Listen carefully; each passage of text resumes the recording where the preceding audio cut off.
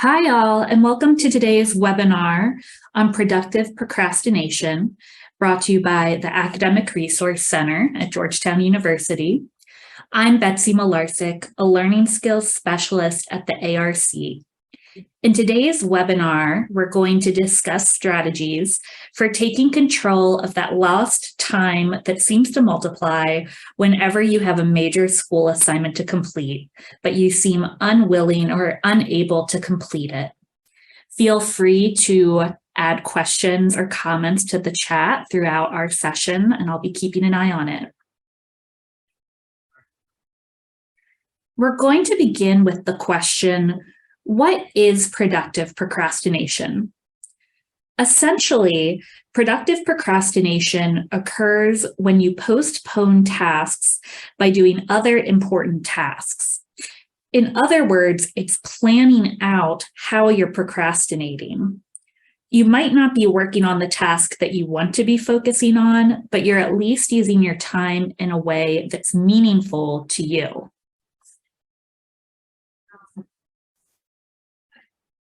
Productive procrastination isn't for everyone, and it certainly isn't a practice to incorporate if you already have a healthy work-life balance. So who should consider using this method?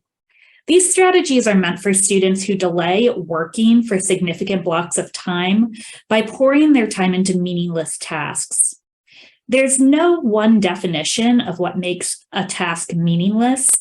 It looks different for everyone. But at its core, an unproductive form of procrastination neither leaves you feeling better or pushes you closer to accomplishing your goals. The standard example of this is mindless internet browsing. Often when we engage in mindless browsing, there is no specific goal as to why we are doing this. In fact, the only reason that we are engaging in this practice is to delay getting to the work that we need to complete. The temporary satisfaction of looking at a screen often makes us feel better in the moment in which we're engaging with it, but it doesn't leave us feeling refreshed or fulfilled in any kind of way. The goal of productive procrastination is to push us away from these kinds of interactions and to instead use procrastination to either leave us feeling better or to help ease us back into schoolwork.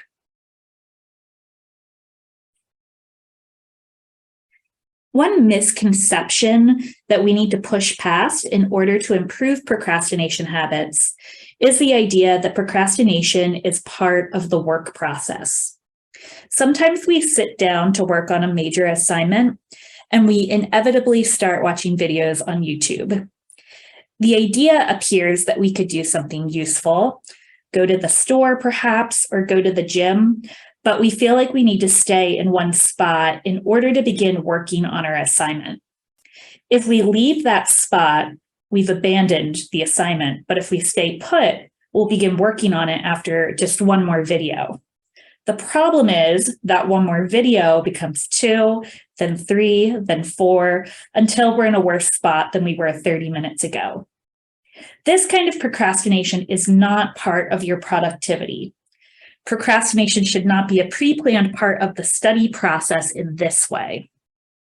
A typical example of this is a Sunday evening when you have nothing to do but schoolwork. You have an 8-hour block of time and 2 hours of work to get done. This should be easy, but somehow these long blocks of time are frequently the least productive days of the week. Even though you have 8 hours of time to work during, you somehow procrastinate all day long until you're approaching the assignment deadline, and then you complete all of your work at the last minute. A much better way to have spent the day would have been to have admitted that you were procrastinating earlier and to have then taken meaningful breaks. It feels counterintuitive to take an hour-long break when you can't focus, but 5-minute breaks often turn into hour-long breaks unintentionally. In this instance, it's better to take control of that time and use it in a more meaningful way. With that in mind, choose productive procrastination when you're actively wasting time. Using this can be a bridge between meaningless procrastination and working to complete your goals.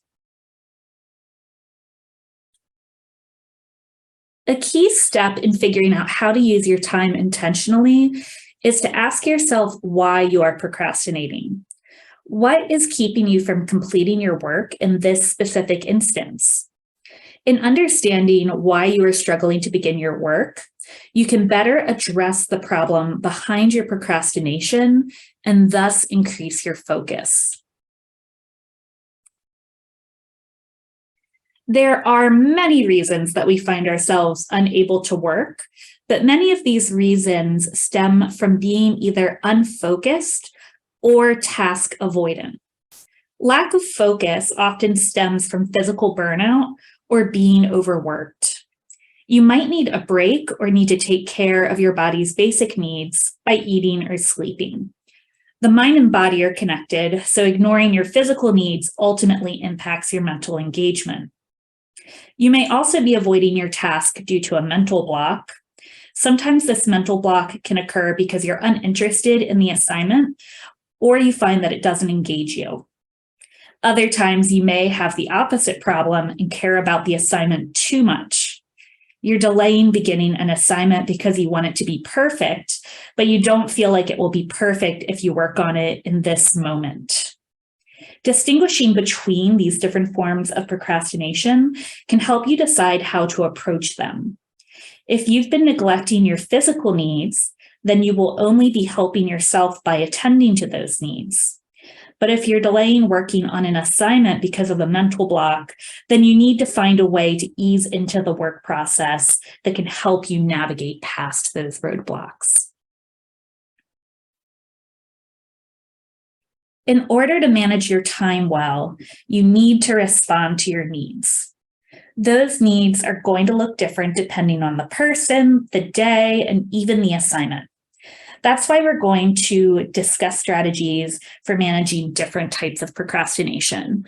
You may feel like you're drawn more to one or to another, or that you might want to incorporate multiple depending on how you're feeling. When you're unfocused because you're tired or suffering from burnout, pushing through physical exhaustion won't help you complete your task more efficiently. This is an easy fix in terms of how to manage that procrastination productively. Consider taking a rejuvenating nap, having a nourishing meal, or taking an intentional break. The difficulty here is that adjective I threw in there, intentional break. And this is often where we misstep. There's a difference between what makes a break productive or unproductive. Something that makes a break productive is going to be easy to pick up and put down again. It's not going to be so exciting that it prevents you from getting work done. It probably won't be on a screen, and it will help you rest your eyes in some way. A productive break will also, again, fulfill a goal or respond to your needs. It will help you feel better, or it will help you complete a task that's weighing on your mind. An unproductive break is something that's in the same space you're working or on the same computer. It's something that's easy to get distracted by, or it's something that can lead to endless viewing or scrolling. So an example of something that might be a productive break that will leave you feeling rejuvenated: cleaning, drawing, exercise, puzzles, music practice, knitting, listening to music, even different homework assignments. Sometimes folks find it helps them ease into an assignment by working on a lower pressure assignment for a little bit. Unproductive breaks are often in the form of Netflix, YouTube, Reddit, video games, internet browsing, TikTok, Instagram. It's purposeless for the individual, and it also doesn't get their body moving or engage their mind in a different way. What that means is that this break is not actually resting the student. It's just an avoidance strategy. Before you take your break, visualize what it will look like. Consider how it can prepare you to be more productive the next time you sit down to work.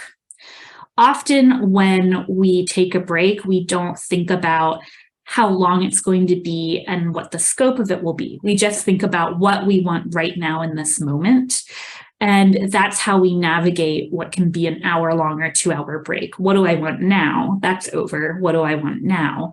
Instead, if you can structure your time away from your schoolwork, you can think more intentionally about how you're spending that time.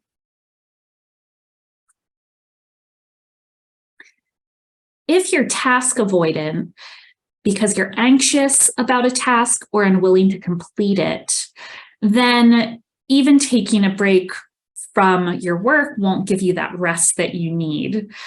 Then you're going to just find new ways to avoid it. If this is the case, a good way to break into the assignment is to determine what small steps you can take to begin the task in a more gradual way. For folks who are task avoidant, starting is always the hardest part. Once you get started, you're in it and it takes the pressure off and you connect with your own motivation and your own hardworking student abilities. So getting yourself started is what you can use this procrastination time to work on developing. Breaking those preliminary steps down will help you find your productivity flow if you can give yourself more time to work on those very easy, basic steps. So our first strategy for productively procrastinating, if you're task avoidant, is using your time to get organized. If you're unable to focus on work, use your time to plan out future work blocks. This has multiple components. You can start by breaking your assignment into a concrete to-do list with different steps, and then you can estimate how long each step will take to complete. Then, if you can actually work to plan out when you will work, which step, then you're not procrastinating in a way that's wholly avoidant. Instead, you're planning on when you're actually going to get the work done and figuring out what you need to do. This is beneficial because it will make it easier for you to start working the next time you sit down. You won't have to process where you're sitting down, when you're sitting down, what you're doing. You already know what that block will look like. So it feels like you're not doing work, but you actually are setting yourself up to be successful. Our sample assignment that we're going to be talking about today is a homework assignment I see a lot, reading an article and writing a discussion post about it. So for this particular student, we've broken this task up throughout the evening and then the next morning before class. We start by breaking this into steps. Our first step is to read the article. Next is to brainstorm topics. Third, outline the post. 4, write the post. And 5, submit the post.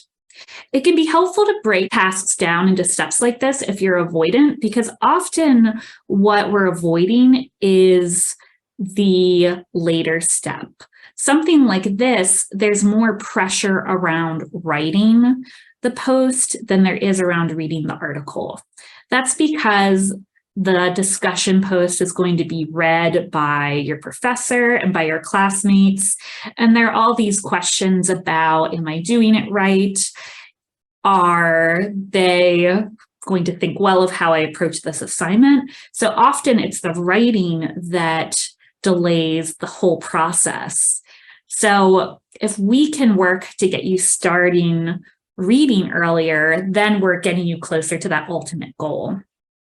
So for this, we're visualizing when those time blocks are that the student is going to work on each of these tasks. So reading the article, that's something that's going to happen before dinner from about 5 to 6:30. Brainstorming topics will be after dinner from about 7:30 to 8.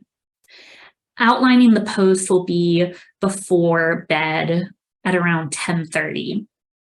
For this specific assignment, I've broken up the easier tasks throughout the evening because I'm approaching this as I would approach an assignment like this. And I'm someone who I work better in the morning, which a lot of people do. We do have a limited amount of willpower. And so sometimes folks find it harder to commit to tasks in the evening. And it's easier to do more concrete, difficult work in the morning. So basically, I've arranged this so that I can get through all the steps I need in order to wake up and start writing in the morning. So my goal is to sit down and write the post after breakfast and then submit it before class. So not only have I broken these steps up, but I've also been specific about when I'm working on each of them. This gives me mini deadlines that are going to help me stay on task as someone who's deadline motivated. It's important to create specific goals for each time block.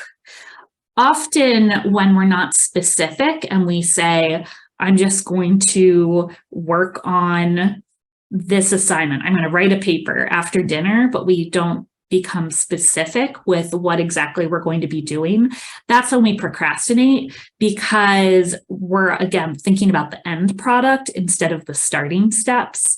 And really, you can't get to the end product until you've done the brainstorming, the outlining, etc. So our next strategy is called microtasking. And it's the idea of breaking your tasks into even smaller tasks. So you want to break a large task into as many small tasks as possible. Include small to-dos, things that seem so easy that you don't need to plan them, such as setting up your workspace. Again, beginning is the most difficult piece. So if you can make beginning as easy as possible, then we're more likely to engage with the process. And a key tip for this is to keep all of your items in list form and checking them off once completed. That way you are essentially creating a to-do list for how you're spending your time. And having that physical list can serve two purposes. One is you don't have to think about what to do next. You're just following orders. And sometimes when we don't have to think about those decisions, it's easier to complete something. We also can get a little baby serotonin boost when we cross something off the list. And it also just keeps us grounding. Essentially, the to-do list can be an anchor that keeps us working on this task instead of getting distracted by something else. So we're working with our same assignment here, read an article and write a discussion post about it.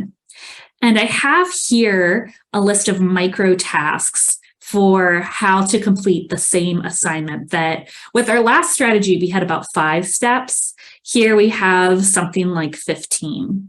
That's because we've made them really small. We have step 1, turn on laptop. Seems obvious, but again, that can be a deterrent right there. If your laptop is dead, maybe that means you have to plug it in.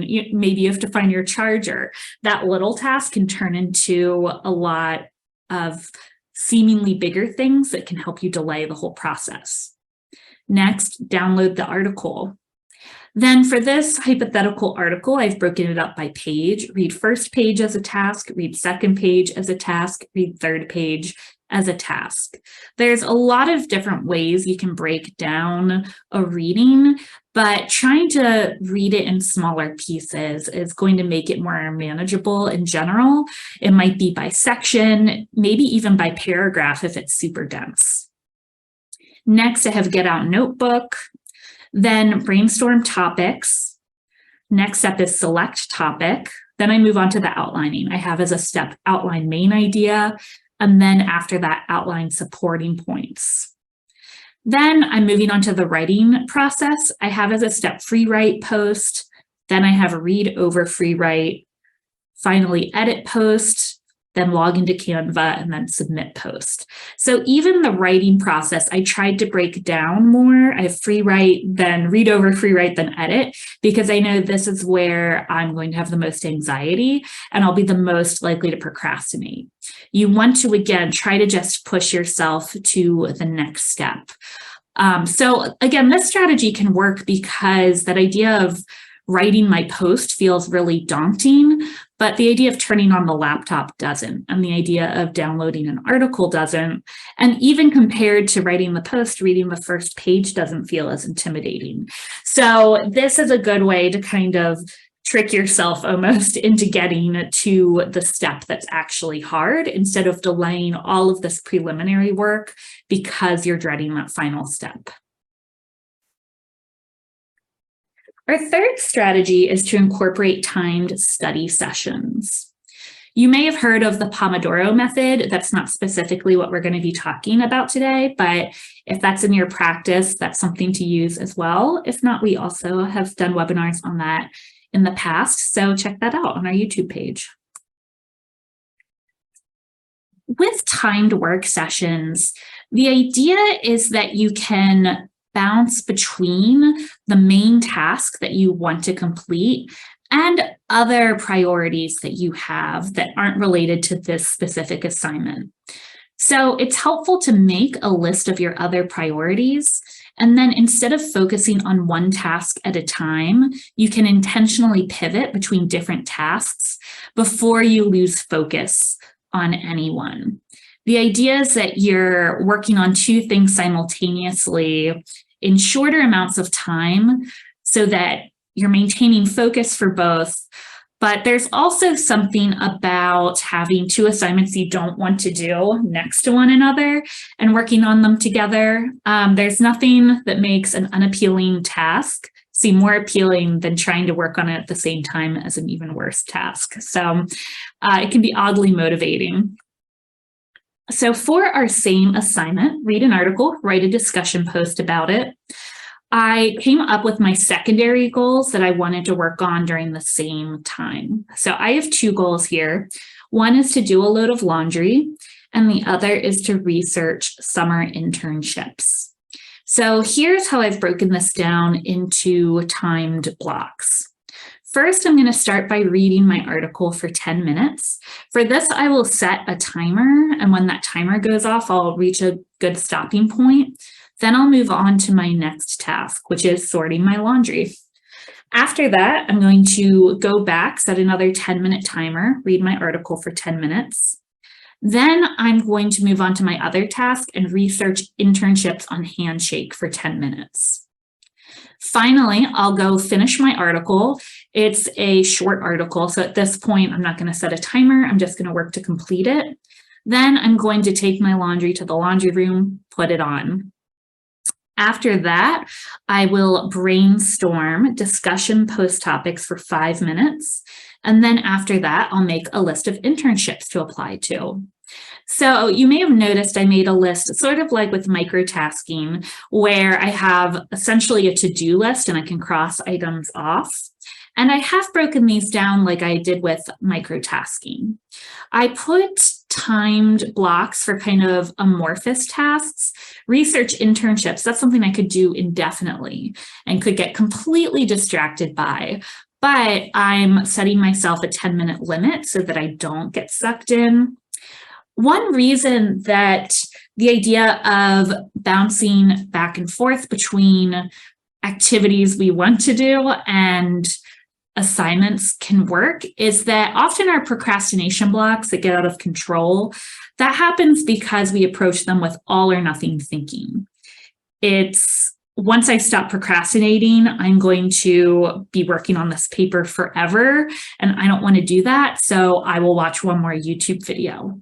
If you know you're going to let yourself come back and take a break in a little bit, then it's not so hard to stop that activity, nor is it as scary to sit down and work on reading the article if you're only doing it for 10 minutes. So I set timers for the amorphous items, but I haven't for the shorter items. For me, sorting laundry isn't something I would need a timer for or that would be intimidating. It is more task-based. So there's no rule for what you can do as a task and what you can set a timer for. It's really based on how you approach it. We've covered a few different strategies, and I wanted to note that these can be combined. So consider modifying these approaches to meet your personal needs.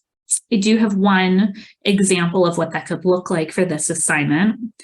So we have kind of a mega list here, but for read an article and write a discussion post about it, I've broken this into 2 big time blocks. I have my before dinner time block, 5 to 6:30, and then my after dinner time block, 7:30 to 8.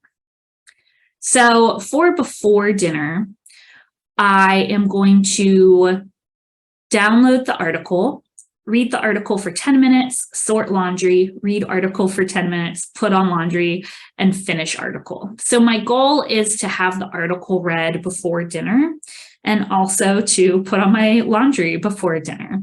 So I kind of have these 2 intentional tasks that I'm pivoting between. After dinner, which I put this as 7:30 to 8 because that's when I'm going to start it, and I know I'm just going to finish it whenever I finish it. My goals for this are to finish the laundry and submit the post. So I have get out my notebook, move laundry to dryer, brainstorm topics, select topic. Then I have outline main idea and outline supporting ideas. So here I'm not pivoting between ideas because my laundry is in the dryer.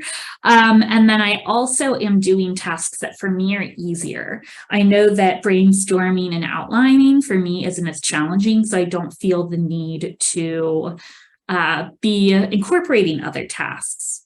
But then I have free writing my post right before I go to get my laundry from the dryer. And part of that is because I just want to write it and try to time myself so that I'm finished writing a draft before the laundry timer goes off. And then I don't have to worry about editing it yet, which for me is very stressful. Instead, I will read over my free write draft after I've gotten my laundry, and then I'll take a break and fold laundry for 5 minutes before I edit my post. And then I'll submit it. So I've kind of combined these methods to come up with 2 concrete to-do lists. And my before dinner list is much easier and shorter than my after dinner list, because again, that beginning part is the most difficult part. So I wanted to end on the note that as you're incorporating these habits, pay attention to your habits and continue to modify your procrastination strategies based on what works for you. Some of these are going to work and some aren't, and some might work for a little bit, but then as you become comfortable with them, you might need to try something new to mix it up. So just be aware of how you're responding to them and go back to that question of why am I not working well or why am I working well?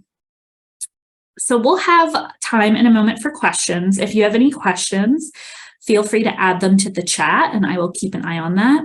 Our next webinar is going to be on April 19th. It will be final exam prep, which it feels too soon, and yet it is not. So we will be talking about strategies for managing final tests and papers while finishing up classes. And if you have any questions, again, add them to the chat. Otherwise, thanks so much for joining me today and have a great afternoon.